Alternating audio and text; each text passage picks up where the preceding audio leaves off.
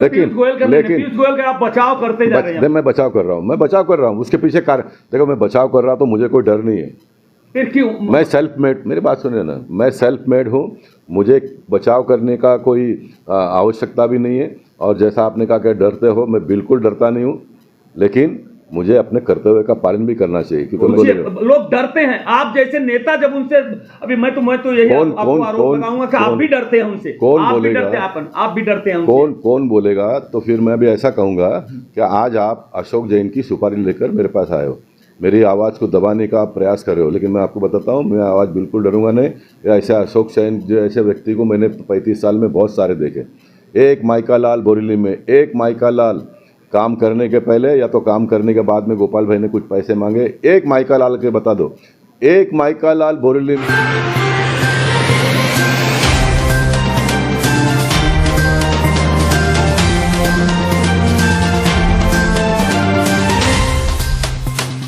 नमस्कार, मैं पूजा पांडे। आप देख रहे हैं मेट्रो दिनांक टीवी न्यूज। आइए देखते हैं आज की खास खबर। बोरीवली दहिसर में बीएमसी की तानाशाही कार्रवाई पर बढ़ता बवाल। खासदार पीयूष गोयल, आमदार संजय उपाध्याय लापता। मुंबई, उत्तर मुंबई में इस समय ऐसा माहौल बन गया है कि जैसे बीएमसी अधिकारियों ने कसम खा ली हो कि अब गरीबों को हटाकर जमीन साफ कर देंगे। चारों ओर बुलडोजर की गूंज, टूटते हुए घरों की आवाज और रोते बिलखते परिवारों का मंजर दिखाई दे रहा है। फेरी वाले, झोपड़पट्टी वासी और छोटे व्यापारी सब भय में जी रहे हैं। ऐसा लग रहा है कि जैसे प्रशासन ने यह ठान लिया हो कि उत्तर मुंबई को साफ करने के नाम पर सबसे पहले गरीबों को ही कुर्बान करना है, जबकि सत्ता में बैठे नेता चुपचाप तमाशा देख रहे हैं। और कांग्रेस का तो नारा था गरीबी हटाओ, परंतु इन भाजपा खासदार और आमदार का नारा है गरीबों को हटाओ। और इससे पूरे उत्तर मुंबई में हड़कंप मच गया है। कुछ दिन पहले भाजपा के नए आमदार संजय उपाध्याय ने बोरीवली स्टेशन के यहाँ फेरी वालों पर कार्रवाई करवाते हुए बेहद सनसनीखेज बयान दिया। उन्होंने कहा कि यहाँ स्टेशन के बाहर बांग्लादेशी और रोहिंग्या लोग धंधा लगाते हैं और महिलाओं का आना जाना दूभर हो गया है, इसलिए कार्रवाई कर इन्हें हटाया गया। लेकिन इस बयान के बाद हालात और बिगड़ गए। फेरी वालों ने रोते हुए आरोप लगाया कि गोपाल शेट्टी के समय हमें कभी किसी अधिकारी या किसी को हफ्ता नहीं देना पड़ता था, लेकिन अब जब हमने हफ्ता देने से मना किया तो हमें हटा दिया गया। ऐसे में बड़ा सवाल यह उठता है कि अगर आमदार संजय उपाध्याय का दावा सही है कि ये सब बांग्लादेशी थे, तो उन्हें गिरफ्तार करवाकर वापस भेजने की प्रक्रिया क्यों नहीं की गई? बुलडोजर चलवाकर छोड़ देना क्या उचित कदम था, या फिर सच्चाई यही है कि ये बांग्लादेशी नहीं थे बल्कि स्थानीय फेरी वाले थे जिन्हें सिर्फ हटाना था और अब उनके आरोप सही साबित हो रहे हैं? लोग कह रहे हैं कि अब विधायक जी ये बयान दे भी कैसे ना। आजकल बांग्लादेशी के नाम पर कुछ दिन के लिए तो राजनीति चमक ही जाती है और हेडलाइंस में भी रहते हैं वो अलग। यही कहानी शुक्ला कंपाउंड में भी दोहराई गई, जहां 2 दिन पहले बीएमसी अधिकारी फिर से तोड़क कार्रवाई करने पहुंचे। पूर्व सांसद गोपाल शेट्टी ने वहां कोर्ट के आदेश और बीएमसी की एसओपी तक दिखाकर समझाने की कोशिश की, लेकिन अधिकारी सुनने को तैयार नहीं थे। अंत में गोपाल शेट्टी खुद बुलडोजर के सामने खड़े हो गए। उनके संघर्ष के बाद फिलहाल कार्रवाई रोकी गई, लेकिन सवाल यह है कि यह न्याय कब तक चलता रहेगा। उत्तर मुंबई जिला में कांदिवली, बोरीवली और दहिसर जैसे इलाकों में लगातार बुलडोजर चल रहा है। झोपड़पट्टियों में रहने वाले लोग बेघर हो रहे हैं। शुक्ला कंपाउंड में परिवार रो रहे हैं, लेकिन कोई नेता, चाहे वो सांसद पीयूष गोयल, आमदार संजय उपाध्याय या कोई अधिकारी उनकी सुध तक लेने नहीं आ रहा है। कभी जो इलाका सुरक्षित था, वहां अब डर और असुरक्षा का माहौल है। जनता खुलेआम कह रही है कि बीएमसी और पुलिस अन्याय कर रहे हैं, लेकिन कोई सुनवाई नहीं हो रही। यहाँ तक कि बीजेपी के ही कई नेता, सांसद, विधायक और मंत्री उत्तर मुंबई में मौजूद हैं, मगर गरीबों को बचाने के लिए कोई आगे नहीं आ रहा। अब तो लोग भी कहने लगे हैं आमदार खासदार सिर्फ उद्घाटन के नेता हैं और बाकी समय लापता गंज चले जाते हैं। फेरी वालों का कहना है कि जिनके पास बीएमसी की सरकारी पावती यानी गवर्नमेंट का वैध कागज भी है, उन्हें भी जबरदस्ती हटाया जा रहा है। वहीं दूसरी ओर भिवंडी, मालवनी और पठानवाड़ी जैसे इलाकों से आकर बाहरी लोग खुलेआम धंधा चला रहे हैं, क्योंकि वो हफ्ता भी दे रहे हैं, उन पर कोई कार्रवाई नहीं होती। सरकार ने वादा किया था कि जिन फेरी वालों के पास वैध कागज है उन्हें फेरी वाला जोन में शिफ्ट किया जाएगा, लेकिन इसके बजाय उन्हें सड़कों से हटाकर बेरोजगार कर दिया गया है। अब उनके घरों में राशन के लाले पड़े हैं और उनके बच्चों की पढ़ाई अंधकार में चली गई है। इसी बीच जनसेवक के नाम से पहचाने जाने वाले पूर्व सांसद गोपाल शेट्टी एक अनोखे दोराहे पर दिखाई दे रहे हैं। एक तरफ जब हमारे पत्रकार ने उनसे सरकार और आमदार सांसद की भूमिका पर सवाल किया तो वह आग बबूला हो उठे और सरकार के पक्ष में बचाव करने लगे, जैसे कोई वकील अदालत में बहस करता है। लेकिन वही जब गरीबों पर बुलडोजर चलता है तो यही गोपाल शेट्टी सबसे आगे खड़े होकर लोगों के साथ आंदोलन करते हैं, मोर्चा निकालते हैं और बुलडोजर के सामने दीवार बन जाते हैं। अब यह तो वही जाने कि वह अपनी पार्टी के नेताओं के बचाव में भी खड़े हो जाते हैं और जनता के दर्द से प्रेरित होकर लड़ भी रहे हैं, जो कि दोनों एक दूसरे के प्रतिकूल हैं, और वही जाने कि वे किस मजबूरी में अपने नेताओं का बचाव कर रहे हैं। लेकिन इतना जरूर कहा जा सकता है कि उत्तर मुंबई के इस संघर्ष में कम से कम एक नेता तो है जो सड़कों पर खड़ा होकर लड़ाई लड़ रहा है और जिस पर जनता भी विश्वास कर रही है। अब आइए देखते हैं मेट्रो दिनांक टीवी न्यूज पर इन सभी मामलों पर अपने पार्टी के नेताओं का बचाव करते हुए पूर्व सांसद गोपाल शेट्टी ने क्या कुछ कहा इस रिपोर्ट में। नमस्कार दर्शकों, जैसा कि मैं बताना चाहता हूं कि आज कई महीनों से पूरे मुंबई के जो बोरीवली जिला है उसमें उथल पुथल पूरा मचा हुआ है। कहीं हॉल तोड़ा जा रहा है तो कहीं रूम तोड़ा जा रहा है तो कहीं झोपड़ा उजाड़ा जा रहा है तो कहीं फैली वाले को घर से बेघर किया। हम इस मुद्दे पर यहाँ पे जो हमारे गोपाल शेट्टी जो पूर्व सांसद हैं उनसे मैं जानने की कोशिश करता। साहब, क्या कारण है कि जब से आपने कुर्सी छोड़ा है या यक्स गोपाल शेट्टी साहब सांसद हुए हैं तब से घर उजाड़ना शुरू हो गया, क्या वजह है? मैं एक्स सांसद जरूर हुआ हूँ, लेकिन मैंने कुर्सी छोड़ी नहीं है, हिम्मत हारी नहीं है। लोगों के लिए मर मिटने की जज्बा अभी भी है। रोज़ दौड़ता हूँ, रोज़ लोगों को मदद करता हूँ, लोगों को घर टूटने से मदद कर रहा हूँ। ये बात आपने बहुत सही नहीं कहा कि बोरीवली में ऐसा हो रहा है। कल मागाठाने में मैं गया था, मागाठाने का विषय है, बाकी भी जगह पे टूट रहा है, बोरीवली में टूट रहा है, मलाड में टूटा, काफ़ी कांदुली विधानसभा में पोईसर जो 1962 का स्ट्रक्चर टूटा है, बहुत जगह पे टूटा है। एक बात सही यही है कि अधिकारियों को शायद लगता है कि अगर गोपाल शेट्टी अभी एमपी नहीं है तो हम कुछ भी करेंगे तो कोई आवाज़ उठाने वाला नहीं है। कोई आवाज़ उठाए या ना उठाए, गोपाल शेट्टी हमेशा न्याय की लड़ाई लड़ता रहेगा और आवाज़ उठाऊंगा। और टूट गए उसको तो मैं कुछ नहीं कर सकता हूँ, लेकिन जिनके टूटे हैं उनको पर्याय जगह या तो अभी नए रूल हमने ही जो बनाया मलाड के वाइंडिंग में नगद पैसा देने का सिस्टम बनाया, वो नगद पैसा उसको जरूर मिलेगा। मगर साहब, शुक्ला कंपाउंड में आज तीसरी बार ऐसा इतना बिल्डरों की मैं तो सोचता हूं कि कहीं आपकी सरकार का, मंत्री का और आपकी सरकार का पूरा बिल्डर का सपोर्ट है तो ही ऐसा हो रहा है। नहीं तो कल भी अभी आप जो कल मैं गया था रात को इतना लोग रो रहे थे कि उसमें क्या करना है? रोएंगे। लोगों का एक ही पूंजी है, उनका एक घर है और वो घर उनका उजड़ जाएगा, टूट जाएगा, तो रोने के सिवाय कोई इनके पास चारा बचता नहीं है।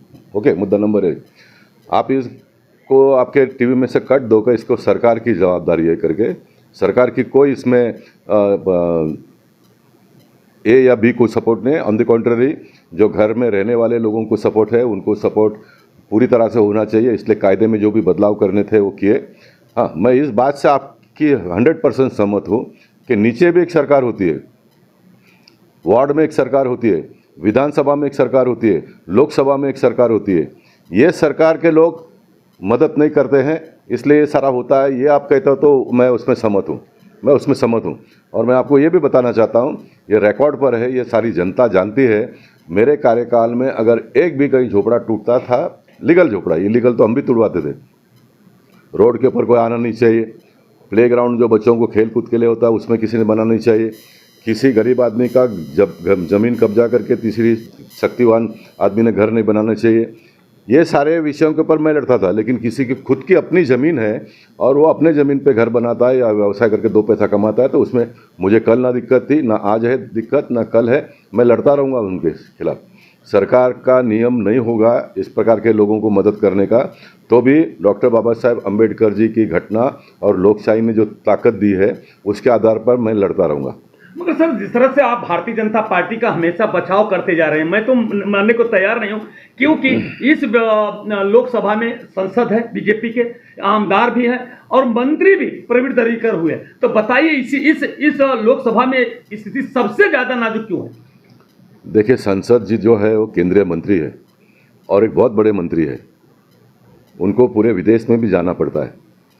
संसद रोज़ यहाँ पर आपको मिलेंगे नहीं। मैं कहता हूँ अगर गोपाल शेट्टी भी सांसद फिर से बन के मंत्री हुआ होता तो मुझे भी पूरे देश घूमना पड़ता है। सब मंत्री देश का होता है।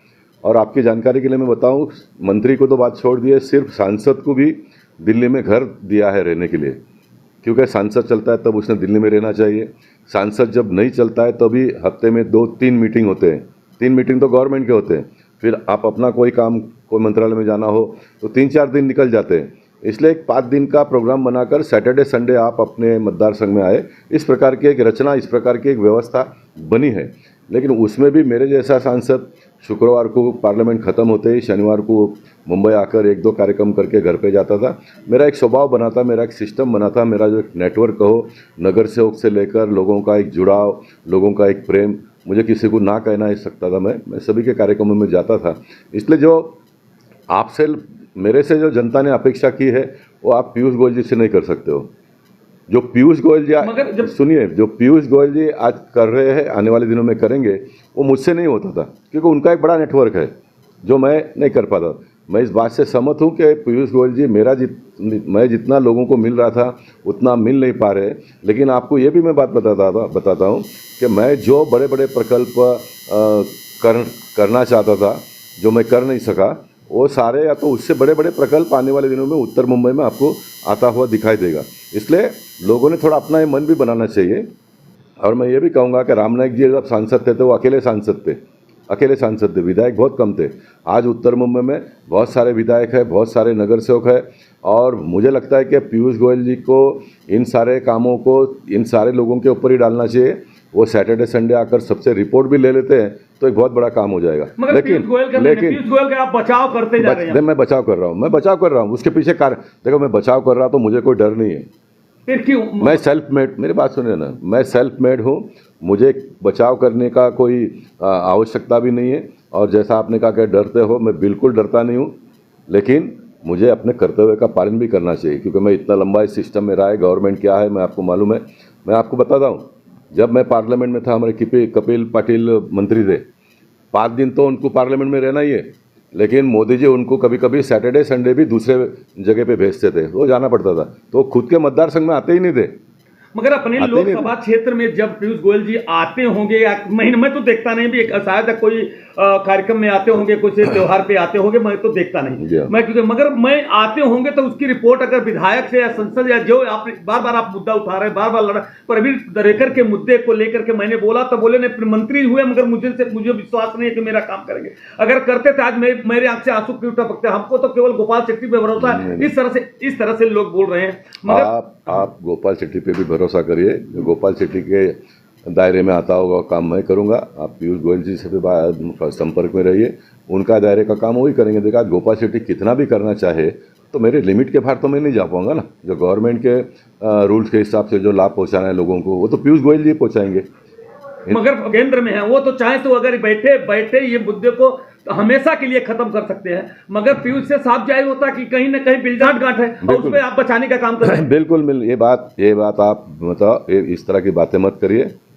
आप पीयूष गोयल जी की बात तो करिए ही मत इसके बारे में, क्योंकि पीयूष गोयल जी एक ऐसे व्यक्ति थे, जब चुनाव लड़ रहे थे तो जहाँ भी उनको झोपड़पट्टी दिखती थी वो मुझसे पूछते थे कि गोपाल भाई ये क्या है, ये कब बनेगा? मैं बोला हम लोग लगे हुए बनेगा करके। इसलिए पीयूष गोयल जी का किसी बिल्डर के साथ में साठ गांठ का बात तो दूर दूर तक सपने में भी नहीं सोचने का। मैं आपको बोल रहा हूँ सपने में भी नहीं सोचने का। हाँ, लेकिन बाकी कुछ लोगों का अगर आप कहते हो, आप कुछ प्रूफ ला के बताते हो तो उसको सब पब्लिक बोल रही है साहब। ये केवल मेरा ही आरोप नहीं, आप ये मत सोचिए कि मैं आरोप लगा रहा हूँ, ये पब्लिक बोल रही है। मेरी बात सुनिए, लोकशाही को और सुदृढ़ करने के लिए पब्लिक की मुंह की बात सुनकर आप टीवी में मत चलाइए। पब्लिक अगर कोई ऐसा कहता होगा तो उसको वीडियो शूट करिए, फिर उसका सवाल। मगर कौन बोलेगा जब ये आप बोलते? नहीं सर पूछिए, लोग डरते हैं आप जैसे नेता जब उनसे। अभी मैं तो यही आपको आरोप लगाऊंगा कि आप भी डरते हैं उनसे। कौन बोलेगा? आप भी डरते हैं उनसे। कौन बोलेगा? तो फिर मैं भी ऐसा कहूंगा कि आज आप अशोक जैन की सुपारी लेकर मेरे पास आए हो, मेरी आवाज़ को दबाने का आप प्रयास कर रहे हो, लेकिन मैं आपको बताता हूँ मैं आवाज़ बिल्कुल डरूंगा नहीं। ऐसे अशोक जैन जैसे व्यक्ति को मैंने 35 साल में बहुत सारे देखे। एक माइका लाल बोरीली में, एक माइका लाल काम करने के पहले या तो काम करने के बाद में गोपाल भाई ने कुछ पैसे मांगे। एक माइका लाल के बता दो, एक माइका लाल बोरीली में। मेरी बात सुनिए, कांग्रेस, शिवसेना, उभाटा के लोग, राष्ट्रवादी के लोग, कोई भी मेरा हिडन प्रॉपर्टी कोई भी उत्तर मुंबई बोरीवली में गांव में कहीं पर भी होगा तो गवर्नमेंट को बता दे तुरंत। 10% 20% का प्रॉफिट का रेशियो है। मैं गवर्नमेंट को कहूँगा कि 50% इनको दे दो, 50% आप जमा कर लो और मुझ पर कार्रवाई करो। नहीं, ये सब बात गोपाल शेट्टी नहीं, मुझे तो जैन के ऊपर आपने सारी बात बता दिया, ये कह दिया, मगर हाँ। आप तो सोचिए ना साहब, अगर ये 2 महीने 3 महीने से मुद्दा चल रहा है, अगर आपका एमपी नहीं दिखाई पड़ा, आपका आमदार नहीं दिखाई पड़ा, तो सर क्या जाहिर करता? पब्लिक बोलती है, मुंह नहीं डरते हैं लोग। मेरा एमपी ने मुझे और बाकी सारे विधायकों को, नगर सेवकों को पावर ऑफ अटर्नी दिया है कि खुलकर काम करो, किसी का भी नुकसान नहीं होना चाहिए। और मैं एक बहुत जवाबदार आदमी हूँ, इसलिए मैं लगा हूँ, मैं काम कर रहा हूँ और मैंने कहा है कि किसी का भी नुकसान नहीं होगा। मैं अभी आपको और आगे कहता हूँ, जितना मुझसे बन पाएगा वो मैं मदद करूँगा, जितना मुझसे बन पाएगा, नहीं बन पाएगा वो मैं पीयूष गोयल जी का मदद लेकर लोगों का घर वापस खड़ा करूँगा। इसको आप रोज़ चलाओ, मैं करूँगा, मैं आपको कह रहा हूँ ना। ठीक है, वो तो वक्त बताएगा क्या करेंगे। मगर मैं एक सवाल और आपसे करना चाहता हूं, जिस तरह से आप अपने आमदार पे बोलते हैं मेरे आमदार कर रहे हैं, हम कर रहे हैं, हमको जवाबदारी दिए, आपके आमदार तो घर जुआड़ने का काम कर रहे हैं। जो रोजी रोटी मिल रही थी, केवल कल मैं बोलता हूं बांग्लादेशियों के नाम पर उनको हटाया जा रहा है, मगर 2-4 अगर बांग्लादेशी, उनको पर कार्रवाई होनी चाहिए। वो फोटो पास ले लेकर के खड़े हैं, सब कुछ बोलते हैं कि हमारी जांच करो और हमको घर से बोलेगा। यहाँ पे हिंदू भी है, मुस्लिम है, सभी धर्म के लिए, मगर उसकी जांच करनी चाहिए। आज वो रोड पे तरस रहे हैं भूख में, ये मतदाता हैं, स्थानीय लोग हैं, और वैसा उजाड़ने का काम कर, जो कि कांग्रेस के शासन में ऐसा नहीं होता था। अब तो कांग्रेस के लोग भी आप लोगों से मिल गए हैं। वही कहावत है, एक तो वो भाषा नहीं बोलनी चाहिए, चोर चोर मौसेरे भाई वाली भाषा वाली कहावत याद आती है कि वो कांग्रेस भी कुछ नहीं करे और आप लोग भी गठबंधन जैसा सरकार चला रहे हैं आप लोग। नहीं, आपने कहा कि कांग्रेस भी हमारे साथ में जुड़ गई है, तो आपने इस बात को मान लेना चाहिए कि भारतीय जनता पार्टी बहुत अच्छा कर रही है, इसलिए कांग्रेस भी जुड़ गई है। तो उजाड़ने का काम करेंगे? कौन उजाड़ रहा है? फेरी वालों को आज बताइए, फेरी वालों के घर में राशन नहीं है, उनके बच्चे की शिक्षा के, अब एक तरफ से यशस्वी प्रधानमंत्री ये बोलते हैं बच्चों की शिक्षा, कन्या को पढ़ाने का सबकी बात कर रहे हैं, आज उनके घर में राशन नहीं है, बच्चे स्कूल नहीं जा रहे हैं, फीस नहीं भर पा रहे हैं, कितने महीने से उनके धंधे में। ठीक है, आप धंधा मत करने से, जो लीगल में है, जो उसको बीएमसी ने स्थानांतरण करने की बात कही थी, जो रजिस्टर्ड हैं, जो मतदान करते हैं, ऐसे लोगों को तो बैठने दीजिए। देखिए, ये आप जितना जोर से लड़ रहे हो ना, उतना जोर से फेरी वाले ने भी लड़ना चाहिए, फेरी वाले ने भी लड़ना चाहिए। देखो, हर आदमी को अपना जीवन जीने के लिए सुबह घर से बाहर निकलना पड़ता है। अब यहाँ पर मेरे पास भी रोज़ 10-20 फेरी वाले आते हैं। अभी वो आते हैं क्या उनको भेजा जाता है ये मुझे पता नहीं, मैं भी तो पॉलिटिशियन हूँ ना, मैं भी सब चीज़ को बारीक से बारकाई करता हूँ। आते हैं, कुछ इस प्रकार का सवाल पूछते हैं जैसे मैं उनके कोई ट्रैप में आ जाऊँ। देखिए, मैं स्वयं भी कोई 100% फेरी वाले का समर्थक भी नहीं हूं और मैं 100% फेरी वालों का विरोधक भी नहीं हूं। मैं विधायक बनने के बाद में बोरीवली का मार्केट गली को 2 बार खाली करा के बस स्टार्ट किया, लेकिन उसके बाद में मेरे पार्टी के कार्यकर्ताओं ने उसको कंटिन्यूटी रखकर वो चालू रखना चाहिए था, लेकिन कोई नहीं करते। जो आपने बताया ना, भी कोई करते नहीं, ये बात सही है। एक बार विधायक के साथ में, एक बार सांसद के साथ में हो करके घूमते हैं, लेकिन बाद में गायब हो जाते हैं। ये अच्छी बात नहीं लोकशाही के लिए। तो एक बार आपके आमदार ने, आपके खासदार ने कुछ किया तो उसको फिर पीछे पड़ के पूरा करवाने का काम उनके आमदारों का, नगर सेवकों का, पार्टी के पदाधिकारियों का होता है। ये होना चाहिए, लेकिन होता नहीं। अब होता नहीं है तो पीयूष गोयल जी मेरे पर क्या कार्रवाई कर सकते हैं? मैं मेरे विधायकों के ऊपर कार्रवाई क्या कर सकता हूँ? मेरे पार्टी के विधायक नगर सेवकों पर कार्रवाई क्या कर सकते हैं? थोड़ा डर दिखाकर, थोड़ा कड़वे भाषा में बोलकर, जितना हो सकता है उतना निकालना, यही तो एक तरीका है।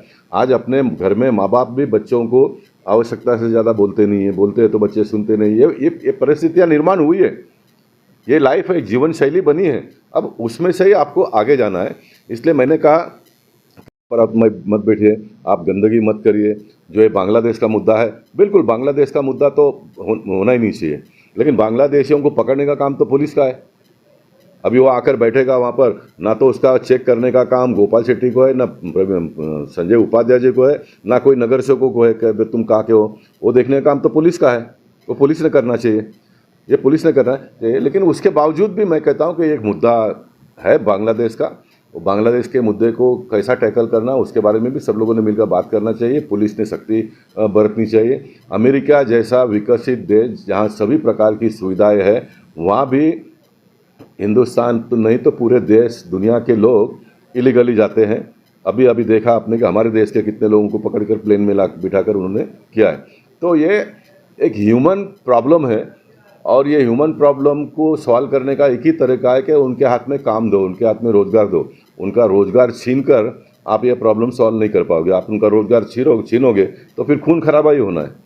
मगर साहब जिस तरह से आप बोलते हैं कि अभी मैंने थोड़ी सी आवाज जो पीड़ा उनका देखा, कल रोने की आवाज देखा, तो मुझे इस तरह से थोड़ा हमारे मन में भी आक्रोश हुआ, इसलिए मैंने ऐसी बात किया। तो आपने डायरेक्ट सुपारी बात बता दिया जैन का। ठीक उसी प्रकार से फेरी वालों का मुद्दा कल मैंने देखा, कोई बोलने के लिए डर के मारा नहीं बोलने तैयार है। क्या बोलता है? बोलता कि अगर मैं तो जाके हाथ पैर भी गिर रहा हूं। आज ये बताइए, भिवंडी से लेके इस क्वार्टर का वहां से मालोनी से सब आ करके वो अन्य समाज के लोग यहाँ पे बैठ के जबरदस्ती धंधा कर रहे हैं, उनके ऊपर कोई कार्रवाई नहीं हो रही। मगर एक आज हम हिंदू समाज के हम लोग हैं, फेरी वाले तो फेरी वाले, मगर आज हैं, आज उनको ऊपर कार्रवाई की जा रही है, उनको ऊपर किया जा रहा है। ये तो कहीं ना कहीं गलत है ना साहब। देखिए, आप जैसे आप एक पत्रकार हो, आपकी एक भावना है, मैं भी एक जनप्रतिनिधि हूँ, मेरी भी भावना है। आप मेरे भावना को ठेस पहुंचाओगे तो मुझे बुरा लगेगा, मैं आपके भावना को ठेस पहुंचाऊंगा तो बुरा लगता है। लेकिन हम दोनों की भावना को ठेस पहुंचेगी तो उसमें से एक तीसरा चीज़ निकलेगा जो गरीबों का, सामान्य लोगों का भला होगा। अब जैन समाज, ये अशोक जैन के पीछे हम पड़े हैं, आप भी इसमें हमको मदद करो, और आप कर रहे हो। देखिए, आपकी इंटीग्रिटी के ऊपर मुझे कोई डाउट नहीं। मैं आपको 40 साल से जानता हूँ।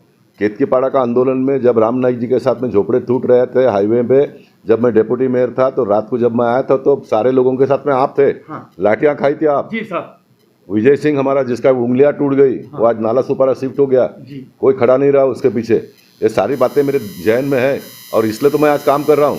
इसलिए मेरे थोड़े कड़वे बात को आप इतना हार्ड मत लो। मगर साहब जिस तरह हार्ड लो आप। के आंसू कल देखे होते, काश आप देख, कल तो गए थे आप, उसके रात को जब मैं लौटा हूं, मैं जब गया हूं उनकी आंखें आंसू, मैंने कैमरा शूट करने के लिए, मगर सब लोगों ने मना कर दिया। प्लीज सर, हमारे जो आंसू गिरे दुनिया को मत बताओ, इस तरह से हम लोगों ने कहा है। यही आपकी तकलीफ है और यही आपकी कमजोरी है। ये जो लोगों का रोना अगर आप टीवी में दिखाओगे ना, तो पूरे देश भर में उसके बारे में एक सेंसिटिव और एक वाइब्रेशन पैदा होगा, और ये तब ये बदमाश लोग सीधे हो जाएंगे। हमारी हिंदू संस्कृति में यही है, हम बहुत सम्मान करते हैं औरों का। हमारा जो हो जाएगा हो जान दो, लेकिन अगले का ज़्यादा नुकसान नहीं होना चाहिए। ये नहीं चलेगा। और जो दूसरे विचारधारा के लोग ये सोचते हैं कि दूसरे को काटो पीटो मार डालो, मेरा भला हो जाना चाहिए। मगर इस तरह से मैं एक बात आप बहुत अच्छी बताने जा रहा हूं कि मेरे जन्म में, सर फेरी वालों को हटाने के लिए बाकायदे सुपारी ली गई है। सुपारी, मैं आपको दावे के साथ वो प्रमाणित तौर से मैं करता हूं, वहां पे शाखा प्रमुख से लेके बड़े बड़े लोग सब पैसा मांगते, सब लोग लगे फेरी वालों से, और जबरदस्ती बैठाने का काम इस तरह से खंडित किया गया। इस पर क्या कहेंगे साहब? देखिए, अभी म्यूनसिपालिटी वाले फेरी मांगते हैं, फेरी वालों से हफ्ता मांगते हैं, ये उजागर हो जाता है। पुलिस वाले मांगते हैं, ये उजागर हो जाता है। तो पॉलिटिशियन पार्टी के लोग मांगते तो उजागर क्यों नहीं होता? क्यों डरते हो? क्यों डरते हैं? इसलिए कि कल वहीं पे धंधा उनका कहना है कि मैं वहीं पे धंधा हमको करना है, मैं बोलूंगा तो कल मेरे को फिर वो मारेंगे पीटेंगे। एक बार नहीं, कई बार घटना हुई, फिर भी पुलिस ने मामला नहीं दर्ज किया है। ये जो डर का जो मामला है ना, ये आदमी को खत्म कर देता है। ये आदमी को खत्म कर देता है। उल्टा उसने ये कहना चाहिए, भाई तुम तो राजनीतिक पार्टी के व्यक्ति हो, तुम्हारा काम तो मुझे प्रोटेक्ट करने का है। आपके देश के प्रधानमंत्री ने अटल बिहारी वाजपेयी से लेकर नरेंद्र मोदी जी तक करोड़ों लोगों को देश में नाम लिस्टेड करके, उनको अनऑर्गेनाइज सेक्टर के लोग है करके एक पहचान दी और उनको पैसे दिए सरकार के माध्यम से कि आप धंधा करो, आप 10,000 रुपये का लोन लो, ये 10,000 रुपये का लोन फेड दो, फिर आपको 30,000 रुपये का लोन देंगे, ये 30 का फेडो, फिर आपको 50 देंगे। ऐसा करते करते उसका दर्जा बढ़ाने का काम देश के प्रधानमंत्री नरेंद्र मोदी जी कर रहे हैं। अब वो फेरी वाला कहेगा कि मुझे 10 और 20 और 50,000 रुपये भी दे दो, मैं यहाँ पर बैठ के धंधा भी करूँगा और मुझे आप आके प्रोटेक्शन भी दे दो। ये तो नहीं होगा ना, प्रोटेक्शन वो नहीं मांग रहे, ये तो नहीं होगा। नहीं, प्रोटेक्शन कायदा बना के दिया है, कायदा बना के दिया है। अब कुछ लोग वो कायदे को तोड़कर बड़ा एकदम जगह लेकर व्याप देते हैं। तो फेरी वाला जोन कब बनेगा? फेरी वाला जोन बनाने नहीं देते हैं। कौन नहीं बनाने देता? वो लोग पूरी लिस्ट तैयार हुई है, आपकी सरकार के अंदर में, राज्य में कहीं नहीं हो रहा है कुछ। सभी राजनीतिक पार्टी के लोग बनाने नहीं देते हैं, सभी राजनीतिक पार्टी के लोग बनाने देते हैं। उसमें हमारी पार्टी भी है, क्योंकि हमारा पार्टी का नगर सेवक जहाँ पर है वहाँ उसके बिल्डिंग के सामने आएगा तो बिल्डिंग के लोग बोलते तुम नगर सेवक हो, तुम्हारे बिल्डिंग के सामने बैठता है, तो वहाँ से विरोध करना शुरू करता है, अगल बगल वाले करते हैं। इसके लिए इसमें या तो एक सबसे ट्रांसपेरेंट सिस्टम है, कितने वार्ड पे कितने जगह पे फेरी वालों को बिठाने का ये तय करो, लॉटरी डाल दो, वो बिल्डिंग के लोग को बुलाओ, निकलेगा 0 निकलेगा तो तुम्हारे इधर 0, जो नंबर आ गया वो तुम्हारे सामने खत्म। ना छोड़ो ना, ये सब बीजेपी शिवसेना कांग्रेस कोई विरोध नहीं करने आएगा। करना पड़ेगा ना, करो इसको। धन्यवाद साहब, मुझसे मैं बात करने के लिए। मुझे भी मैं माफ़ी चाहता हूं पूरे दर्शकों से कि जिस तरह से मैंने वहाँ की पीड़ा, सुखला कंपाउंड की और लोगों की पीड़ा मैंने देखा, मैं भी आक्रोशित हो गया जिस तरह से और मुझे जो पीड़ा था मैंने वो आपने बाहर निकाली, जाहिर करने की कोशिश की, मगर जिस तरह से गोपाल शेट्टी साहब ने ये कई बातें खुल के आई हैं कि जो अपनी है कि जब जैसे एक कहावत कही है कि जब तक बच्चा नहीं रोता तब तक माँ भी दूध नहीं देती, ठीक उसी प्रकार से जब जो इसको पीड़ा है, जब सामने उठ करके नहीं आएंगे, नहीं बोलेंगे, नहीं कहेंगे तो शासन प्रशासन तक आवाज़ कैसे पहुँचेगी। जैसे कि कुछ लोग, अभी मैंने कहा, कुछ लोग फेरी वालों से मैं आह्वान करता हूँ अपने चैनल के माध्यम से, आप खुल करके आइए और जो आपसे हफ्ता मांगता है, चाहे बीएमसी वाले, चाहे पुलिस वाले, चाहे शाखा प्रमुख, चाहे भारतीय जनता पार्टी पर कोई भी पार्टी के नेता कार्यकर्ता मांगते हो, आप खुल करके उसकी स्टिंग ऑपरेशन करो। हमारे जैसे चैनल वालों को आप दीजिए, वो मैं खबर चलाने की कोशिश करूंगा।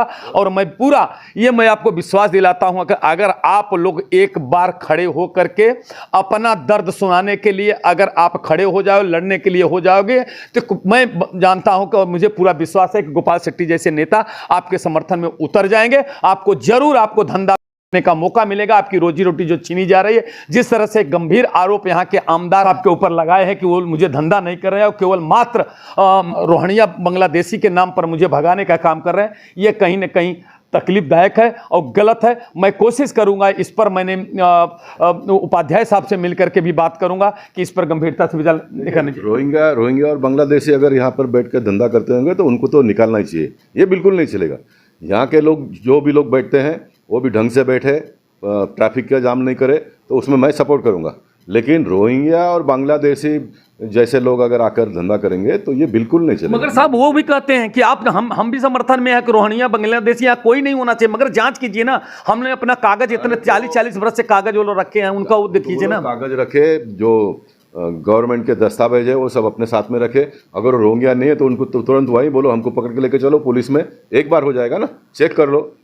तो वो तो लेके जाते हैं, मगर यहाँ तक कि उन्होंने तो संजय उपाध्याय साहब के ऑफिस में जितने फेरी वाले हैं सब अपनी लिस्ट जमा की है, पूरा पुरावा भी जमा किया, फिर भी क्यों उनको धंधा नहीं दिया जा रहा, ये सवाल है साहब। नहीं देखो, उसका जवाब तो वही दे पाएंगे। वही आप बोलते हो लिस्ट दिया है, वो लिस्ट उन्होंने पुलिस को दिया होगा, पुलिस ने भी छानबीन करके वापस लाया नहीं होगा, तो संजय उपाध्याय बोलते रह सकते तुम कल से धंधा पे बैठो करके। ठीक है सर, मैं संजय उपाध्याय साहब से भी मैं बात करूंगा। और जिस तरह से आज ये सबसे पीड़ादायक है कि इस सरकार में कहीं ना कहीं जो रोजी रोटी देने की बात एक तरफ से तो होता है, अब तो केवल कागज पे, जिस तरह कांग्रेस के शासन में चलता था, अब ठीक से बीजेपी के शासन में वही कहावत हो गई है, केवल अब कागज पे ही काम चलेगा, बाकी लोगों को अब न्याय की संभावना बहुत कम हो गई है।